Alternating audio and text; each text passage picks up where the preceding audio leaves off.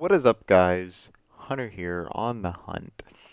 Um, as you can see, we're not on our regularly daily scheduled vlogs. We're going to be playing a game, and what this game is called is Katawa Shoji. Now, if I butchered that pronunciation, I'm very sorry. Um, One of my friends, Sean or Samantha, recommended me this game, and I thought I'd try it out. And so here we are. And so, yeah, basically, we're gonna be playing Katawada Soji. And it's a dating simulator game. I wanted to play a dating simulator, so here we are. Let's go ahead and start. I have no idea what this game is about. All I know is it's kind of like anime-ish. A light breeze causes the naked branches overhead to rattle like the wooden. Oh, I didn't catch the last word. My bad. I'm gonna try to do better on that. This is a popular retreat for the couples in the summer. The deciduous trees provide a beautiful green canopy far out of sight of teachers and fellow students. But now, in the late winter, it feels like I'm standing under a pile of... I I don't know what that said, I'm sorry. I breathe into my cupped hands and rub them together furiously to prevent them from numbing in this cold. This is, Hizao. I'm gonna call him that. Just how long am I expected to wait out here? I'm sure the note said 4 p.m. Ah, yes, the note slipped between the pages of my math book while I wasn't looking. As far as the cliches go, I'm more of a fan of the letter in the locker, but this is, oh my god, I'm sorry, I'm so sorry, guys. I'm gonna not click until I see all of this.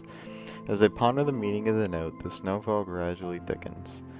The snowflakes, silently falling from the white painted sky, are the only sign of time passing in this stagnant world. Their slow descent upon the frozen forest makes it seem like the time has slowed to a crawl.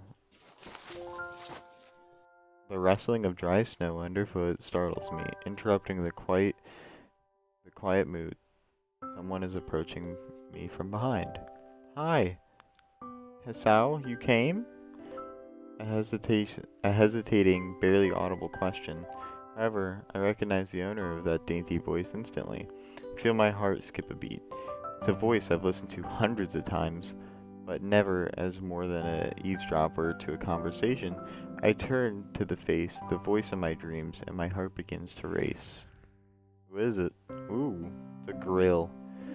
Look at this grill. Wanako? Alright, this is how Hisao and Awanako. Awanako, I got a note telling me to wait here. It was yours? Damn it, I spent all afternoon trying to come up with a good line, and that was the result. This guy's this fucking idiot. Yes. I asked a friend to give you that note. I'm so glad you got it. Like, come on. At least give it to him, Awanako. That's my voice for her, by the way. A sigh, joyous smile that makes me so tense. I couldn't move a single muscle even if I tried.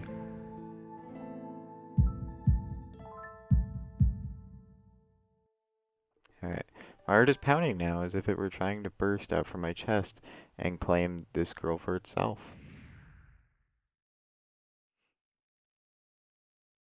So, here we are. Oh, sorry. I thought that was Wanako. Once again, the wind stirs up the branches. The canopious noise is music to my ears. Cop. Yeah, that word. Wanako flinches ever so softly against the gust of the wind. As it passes, she rights herself as if it's supported by some new confidence. Her eyes lock with mine, and she lazily twirls her long dark hair around her finger. Ooh, she's into him. She is so in him. All the while, the anxious beating of my heart grows louder. Bro, all I want to know is when's the wedding. That's all I want to know. My throat is tight. I doubt I could even force a word if I tried. You see? That's his heart, bro. It's pounding. It's pounding, dog. I wanted to know. Ooh.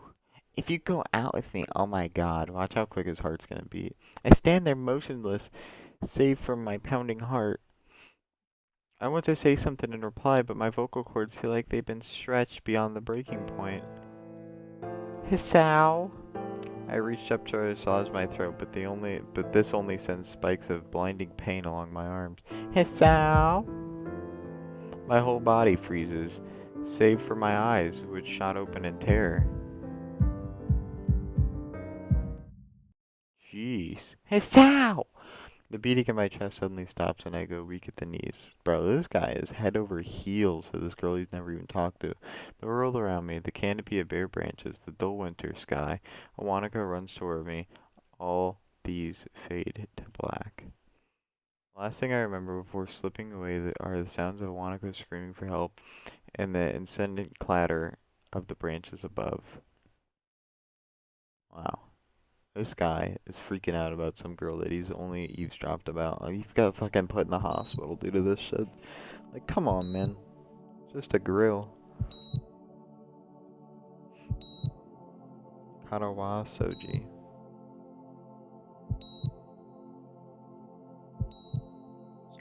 Inspiration is Riata. Riata. I don't know.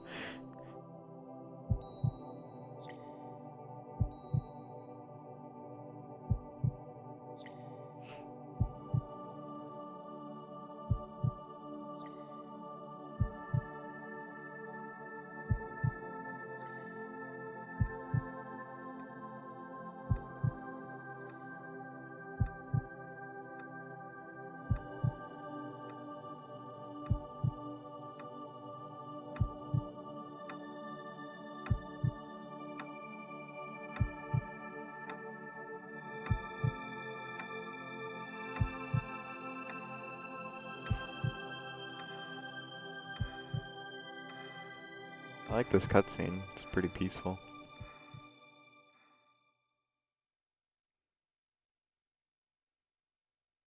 It's been 4 months since he had a fucking heart attack? What the fuck? Where is he? Am I dead? That whole time I can probably count the times I've left this hospital room unsupervised on one hand. For months, it's a pretty long time when you're left alone with your thoughts, so I've had plenty of time to come to terms with my situation. Arrhythmia. A strange word, a foreign, alien one. One that you don't want to be in the same room with. A rare condition. It causes the heart to act erratically and occasionally beat way too fast. It can be fatal. Holy crap. Does that mean he can't have sex? I don't know. We'll find out though. Apparently I've had it for a long time. They said it was a miracle that I was able to go so long without anything happening. Is that really a miracle? I guess it was supposed to make me feel better, more appreciated of my life. Well, I'll tell you, I am very suicidal, and this is a joke, by the way. And he should just end it here. No, I'm kidding. Keep going after the girl. It really didn't do anything to cheer me up. My parents think we're hit hard by the news than I was. They were hit harder than the news than I was. They practically had 2 hemorrhages apiece. I already had a full day by then to digest everything. To them it was all fresh. They were even willing to sell our house in order to pay for a cure. Of course, there isn't a cure. Because of the late discovery of this condition, I had to stay at the hospital to recuperate from the treatments. When I was first admitted, it felt like I was missed. For about a week, my room in the ward was full of flowers, balloons, and cards. But the visitors soon dwindled, and all get-well gifts began trickling down to nothing shortly after. I realized that the only reason I had gotten so many cards and flowers was because sending me their sympathy had been turned into a class project. Maybe some people were genuinely concerned, but I doubt it. Even in the beginning, I barely had visitors. By the end of the first month, only my parents came on a regular basis. Awanako was the last to stop visiting. Oh my god, how sweet. After 6 weeks, I never saw her again. We never had that much to talk about when she visited anyway.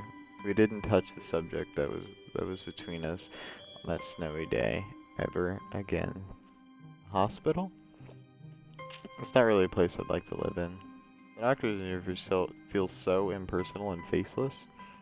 I guess it's because they're in a hurry and they have a million other patients waiting for them. But it makes me feel uncomfortable. I feel ya. Just get out there, go after that girl, that's what I'm saying. For the first month or so, I asked the head cardiologist every time I saw him for a rough estimate of when I'd be able to leave. He never answered me in a straightforward way, but he told me to wait and see if the treatment and surgeries worked. So I idly observed the scar that those surgeries had left on my chest, slowly change its appearance over time, thinking of it was some kind of omen. I still asked the head cardiologist. I should have got a drink before. Oh, I do have a drink. 1 second, guys. Had a drink. I asked the head cardiologist about leaving. My expectations are low enough now that I'm not disappointed anymore when I don't get a reply. The way he shuffles around, the answer shows that there is at least some hope. At some point, I stopped watching TV. I don't know why, I just did. Maybe it was the wrong kind of escapism for my situation. I started reading instead. There was a small library at the hospital, although it was more like a storeroom for books. I began working my way through it, one small stack at a time. After consuming them, I would go back for more. I found that I liked reading, and I think even became a bit addicted. I started feeling naked without books in my hand, but I loved the stories. That's not bad. That's the first positive that we might have gotten out of this whole thing. That was my life. That's what my life was like. The days became increasingly harder to distinguish from each other, differing only by the book I was reading and the weather outside. It felt like time blurred into some kind of gooey mess, and I was trapped inside instead of moving within. Okay, doesn't it look snowy out there to you guys, or is that like... I don't know, it looks like fall to me, and if it was snowing when he had a heart attack and it was 4 months after, I feel like the scenery outside should be just a tad bit different. Yeah, it's just me. A week could go by without me really noticing it. Sometimes I'd pause in realization that I didn't even know what day of the week it was. But other times, all the things that surrounded me would painfully crash into my consciousness. Through the barrier of non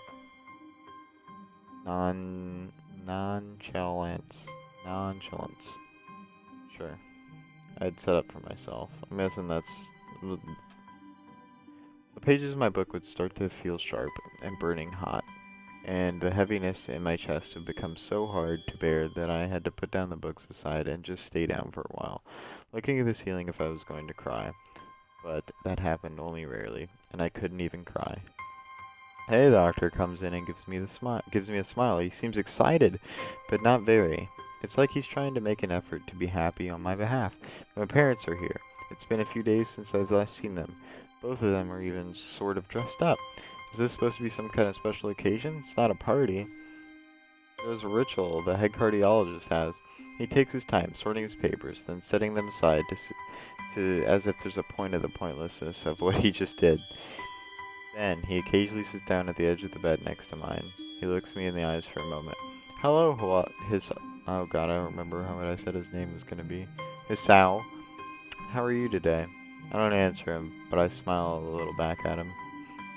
I believe that you can go home now. Your heart is stronger now, and with some precautions, you should be fine. You have all your medication sorted out. I'll give your father the prescriptions. The doctor hands the sheet of paper to my dad, whose expression turns out wooden as he reads it quickly. So many. Yeah, I bet that would be a lot. Oh, it's gonna be expensive. Take it from his hand and look myself feeling dumb. How am I supposed to react to this? I'm supposed to be happy, kid. Holy crap. Never mind. Should be sad. Should be terrified. These are all symptoms and pills and how much. Sheesh. The absurdly long list of medications staring back at me from the papers seems insurmountable amount. Insurmountable. Holy crap. Why can't I read today? I'm sorry, guys. They all blend together in a sea of letters. This is insane. Side effects, adverse effects, contradictions, and dosages are listed line after line with cold precision. I try to read them, but it's so futile. I can't understand any of it. Attempting to only makes me feel sicker. All this for the rest of my life, every day, that would be pretty bad. I'm afraid this is the best we can do at this point. Every new medications are always being developed, so I wouldn't be surprised to see this list fade over the years. Years? What kind of confidence booster is that? Uh, I'd have felt better if he hadn't said anything at all. Also, I've spoken with your parents and believe that it would be best if you don't return to your old school. What? Yeah, I'd be pissed too. Please calm down. Hiso, listen to what the doctor has to say. Calm down? The way he says it tells me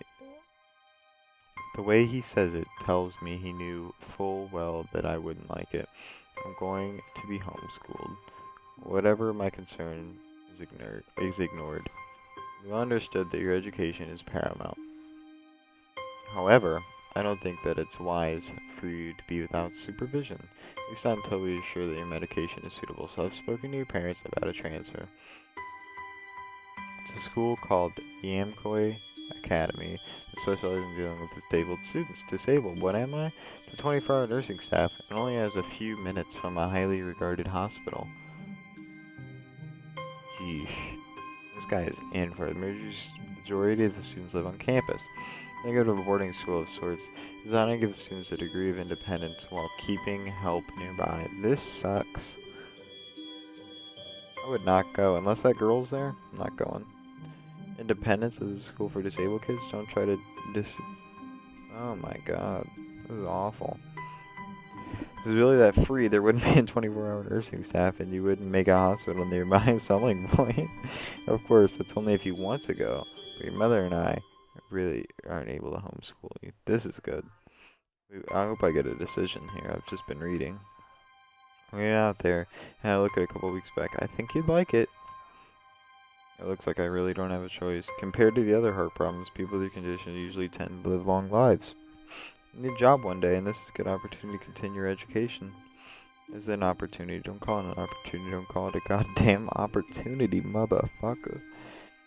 Well, you should be excited that you need to go back to school. I remember you wanted to return to school. Well, it's not the same one. Such cool. That's an insult. It's not what you'll think. All the students here are pretty active in their own sorts of way. It's geared towards students that could still get around and learn, but just need a little help, one way or another. Your father's right, and many of the graduates of school have gone on to do amazing things. A person does not have to be held back by their disabilities. One of my colleagues in another hospital is a graduate. I don't care. A person doesn't have to be held back by their disability. That's what a disability is. That's true. I really hate that something so important was decided for me, but what can I do about it? A normal life is out of the question now. This sucks for this guy. Poor Hiso. I'm gonna come up with the name of him, guys. Do not worry about it. It's funny. I'd always thought my life was actually kind of boring, but now I miss it. I want to protest. I want to blame this lack of reaction on shock or fatigue. I could easily yell at something now, something about how I can go back to school anyway, but no. I don't say anything. The fact is that now it is... Oh god, I didn't read. I look around the room, feeling very tired of all this. The hospital doctors, my condition, everything. I don't see anything that would make me feel any different. There really isn't a choice. I know this, but I know this. But the thought of going to a disabled school, what the hell are they even like? As much as I try to put a positive spin on this, it's very difficult. Yeah, I bet. Let me try. A clean slate isn't a bad thing. This is all I can think to get me through this. At least I still have something. Even if it's a special school, it's something. It's a fresh start. My life isn't over. It would be a mistake to just resign myself to thinking that. Feel bad for that. At the very least, I'll try to see what my new life will look like. That's what I do. I'd go look, and I'd be like, no bitch, please. That's what I'd do. Act 1, life expectancy.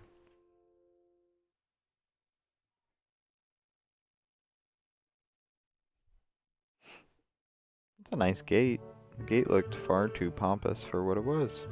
In fact, gates in general seem to do that, but this one especially so. That's what I was saying. Red bricks, black wrought iron, and gray plaster assembled in a hole that didn't feel welcome at all. I wonder if it looked like what gate for a school should just look like, but couldn't really decide. Probably no. Of course, I didn't want to get stuck on thinking about the gate for too long, so I entered through it with a brisk pace that felt surprisingly good. Moving forward feels good. That's true. Maybe this is good form. I'm not sure. We'll gauge what we think in the upcoming minutes. So I walked towards the main building of EMK Academy with this brisk pace. I'm alone, as my parents are taking my stuff to the dorms, and there's supposed to be someone there waiting for me. The grounds are incredibly lush, filled with green. It doesn't feel like the kind of grounds as a school would have, more like a park with a cleaned walkway going past trees, and the smell of fresh-cut grass and all other park-like things. Words like clean and hygienic pop into my mind. It makes me shudder. I shake them off. Stay open-minded now. It's your new life. You have to take it as it comes. Take it like a man. You got this. You fucking got this. Hisao. That's what I taught myself. A few big buildings loom behind the leafy canopies, too big and too many just for school. Everything seems off. It's different from what I thought. It's an uncanny valley, even though I was told this is my new school. In the back of my head, it doesn't feel like one. I wonder if the feeling is real or caused by my expectations from the school for the disabled. Speaking of that, I don't see anyone else here. It's kind of eerie. Yeah, it is. Makes me wish there was somebody here so I could anchor myself to something tangible instead of having this feeling that I stepped into another dimension. The trees hum with the wind, and the green hues flashing all around me catch my attention. It makes me think about hospitals again. How they say that the operating rooms are painted green because green is a calming color. So why am I feeling so anxious despite all this greenery? I should stand in front of the haughty main building, surprised by realizing why the gate bothered me. It was the last chance I had to turn back. Even if I had no life, I could return to. But still, after entering, there was absolutely no way I could go back anymore. Feeling nervous, and with the realization set in my head, I opened the front door. This is nice. This is so nice. Look at this. It's got a nice ramp. It looks like a bottom floor over here, and the bottom corner right there. Looks like, I don't know. Looks nice. A tall man with a bad posture noticed me as I entered. We're the only people in the lobby. You must be Nikki? Naki. So you are excellent. I'm your homeroom and science teacher. My name is Muto. Welcome. We exchange a handshake. This is neither form nor sloppy, and he looks at his watch. I had nurse asked you for a brief check-in visit, but there's no time for that now. Oh, should I go later? Yes, afternoon is probably fine. We should get going and introduce you to the rest of the class. They're waiting already. Waiting for me. I don't really like being the center of attention, but I guess it's inevitable in a situation like this. Somehow, not knowing what is waiting for me makes me feel really nervous, thinking I almost miss what the teacher's saying. You want to introduce yourself to the class? Yeah. Yeah, sure. That's normal, of course. Everyone likes to be the center of attention. I'm probably one of those people, but I guess I should be the one to give the first impression. Right, but it's no problem. Let's go then. My heart is pounding in my chest, and it keeps me thinking about my condition as I follow the teacher up the stairs. Yeah, this guy can be careful. Oh, shit. Oops. Return. The third door down, the third floor corridor is marked as the classroom for the class 3-3. Muto opens the door and enters. Good morning, everyone. Sorry I'm late again. I hesitate for a split second, the door freezing on the spot. What is this? This is so weird. Painting. Ah, get a grip. This is a big step. I know that. But there isn't any point to worrying so much about it. At least, not this soon. Ooh. Okay. Alright, let's point out the cute ones here. Yeah, I can't tell yet. What are you doing? You alright? Is your eye okay? I follow the teacher into the classroom and look around. partially so I won't have to meet the curious cases of my new classmates. This guy's got a cane. He's got a book on their desk. This one's got something wrong with his eye, or face. This one's got something wrong with his eye. Alright, that isn't bad. It's pretty spacious. The ceiling is unusually high, and there's lots of space left over around in between the desks. An entire wall is taken up by blackboards, and the high old-fashioned windows only make it seem larger. The students' desks are just standard wooden desks with a shelf underneath for books and wooden chairs with metal frames. Simple and efficient. I stop walking in front of the classroom and face the other students. They all look normal, like the students in any other school, but then why would they be here? That's what I'm saying. They're probably like me and have something wrong with them. Only it's not just immediately obvious. Then I notice that one of the girls seems to be missing the thumb of her right hand. Who? Where? Thumb of her right. Is that her? Is this the one? I can't tell. You have a thumb? I can't tell. Who's missing their thumbs? I don't know. Despite the natural tendency to listen when someone's talking about you, I tune out the teacher's speech halfway through while he introduces me to the class. I notice a flash of dark hair. See that someone is looking at me, a girl with really long, straight hair that is pretty eye-catching. As she sees me looking back at her, she covers her face with her hands as she's willing, as if will make her invisible.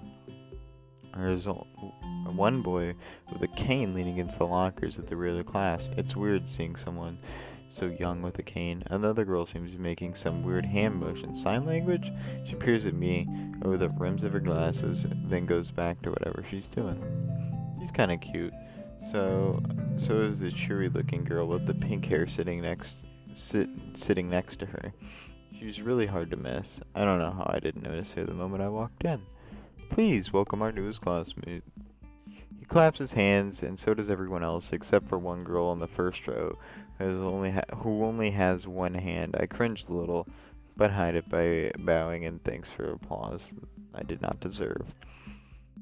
A collective silence tells me that I should open my mouth now. So, I'm Hisoi Nakiai.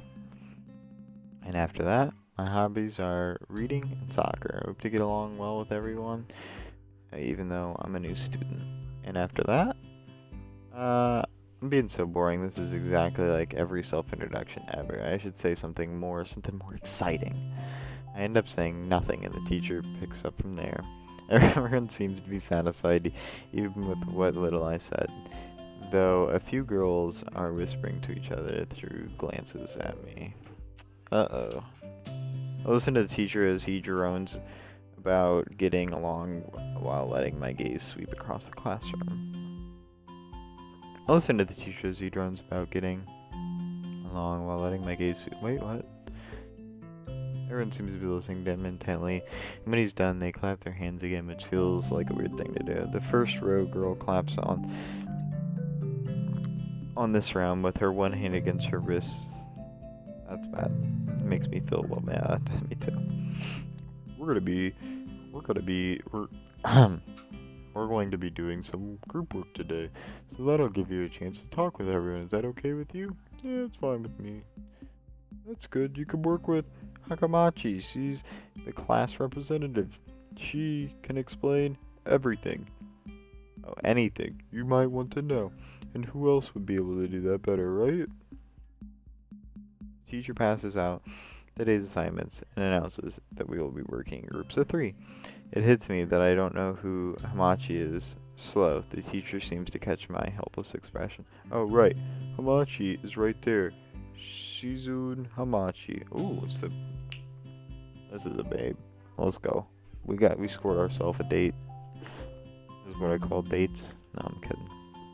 As she calls out her name, the cute, bubbly looking girl with the bright pink hair and golden eyes wave her hand at me. I take a seat next to her by the window. Hey, I guess you're Hamachi, right? It's nice to meet you. What? I'm caught off guard by her laughter. It's nice to meet you, but I'm not Hamachi. I'm Misha. This is Hamachi. Shushkan. Oh, God. Points to the girl. Oh, my God. iPod. This one's not the best. Masha points to the girl next to her, the one I saw using sign language before. It looks like she's been staring at me this whole time. She nods once, nonchalantly, to show that she acknowledges my presence, but only barely. She has short, yet careful, neatly brushed hair, a pair of oval-shaped glasses balanced on the tip of her dainty nose, and the dark blue eyes that seem to alternate every few seconds between analytical and slightly bored. It's nice to meet you. She immediately looks at Masha, who smiles and makes a few quick gestures with her hands. Machi nods and makes a few gestures of her own. I start to wonder if the teacher was messing with me, saying things like, "You'll be able to talk to people," and "Who better explain things to you?" I can see you're a little confused, right? I don't understand why you'd think I was Shishkin. Shishkin is deaf, so I'm the person who translates things back and forth for her. I'm like an interpreter. She says it's nice to meet you. This is awkward. You're a new student, aren't you? Well, Shishkin, of course he is. If he wasn't, he would have been standing there for no reason, right? He seems like a very interesting person to me, doesn't he? When we knew there was going to be a new student, but we didn't know you would be here today so soon. Yep, it fits, doesn't it? Did I say it out loud? Just a surprise. I never liked that nickname. I don't really see how. It fits you just like I imagined. I really imagine, yeah. You look like a hitcon. I wonder why everyone seems to think so. Akamachi taps her fingers on the desk to get Masha's attention. They gesture back and forth to each other excitedly, their hands a blur. She seems a little overwhelmed. Sorry about that. Shishkin wants you to know that she's the class rep, so if there's anything you need to know, you can feel free to ask her. Like the school so far? Show you around a little if you haven't had the time to walk around and familiarize yourself with it. Mrs. stumbles with the hard word a bit, making it stick out in her otherwise fluid translation. Thanks, that would be pretty helpful, yeah. I just came straight to class today. You're so funny. You're so funny, Hikon. Oh my god. You're so funny. That's no good. You should always try to learn as much as you can about where you're going to be before you get there. Not with school either. Not just with school either. Always, even if it's a trip to the convenience store. Really, Shishkin. Learn about where you're going. I guess I didn't bother to do that, or just didn't care enough. Probably didn't care enough. I don't look forward to this, even if I'm committed myself to go along with it half-assedly. But anyway, I don't think anything. Misha signs something that ends in a shrug. What was that? It seemed like it was about me. I feel like slumping over in my seat. Both of them are smiling, but the shrug hit me unexpectedly, deeply. I look down. Are you okay? Don't take it the wrong way, please. I hate it when people are afraid to ask questions. That's how people learn things, by asking. This is Misha. Misha? Pretty smart. Asking for help is perfectly normal, as much as needing help. Stop looking like you just failed a test. Alright. I'm gonna try to do voices, by the way. So here we go. And another thing, you don't have to call me Shishkin, something so formal like Hamakin or class rep all the time. Just call her Shishkin. Okay, maybe that's too casual. Maybe Shizu would be more appropriate. Shizun. Yep, Shizun is fine. Heh, okay, that'd be a lot easier for me. I feel a lot more at ease. Both of them seem so friendly, so I feel like an idiot for being so apprehensive earlier, especially about Shizun, who I assumed would be all business. Well, she still seems like that. Best less, so I guess. Alright, we haven't even touched the assignment. We should start work now. Assignment is also kind of long, so we should start now if we want to finish it before the end of the class. Huh, that too. Susan glares at the two of us impatiently. I don't know. I don't need to know sign language to understand that. Okay, okay, I get the message.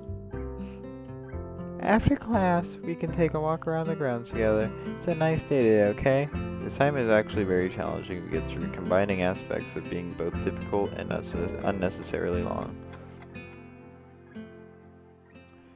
We finished it a few minutes earlier than everyone else in the class representative, despite our late start. Shoujo and Misha are really capable. Alright, everybody. That is where we're. Oh, sorry for the That is where we're gonna end it for the day. Let me create a new state. Progress successfully saved. And let me save it one more time. Save it on top of this one. Yes. Double checking. Quit. Yes. Alright. I thank you guys for coming out. Um, I enjoyed it. You tell me I played about like 30 minutes of it. I make to turn this into 2 episodes. Um, Probably not though. Anyway, tell me if you want more of this in the comment section down below. Leave a like if you did enjoy, and yeah. Oh, also comment if you want more of this. And the second thing, leave a like, and the last thing is help me come out with an outro in below, something to say after every video. I need one. Much appreciated. Thank you, and have a good day.